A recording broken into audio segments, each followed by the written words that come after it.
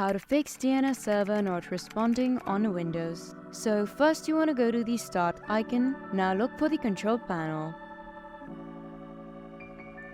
On this tab, you want to head to Network and Internet. Once you are in, you want to go to Network and Sharing Center. Then on the left side of this tab, you'll be able to see some options. You want to head to change a tab to settings. Then on Ethernet, you want to do a right click, select properties right at the bottom.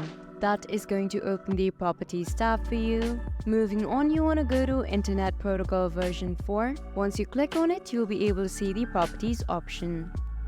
You want to now switch to use the following DNS server.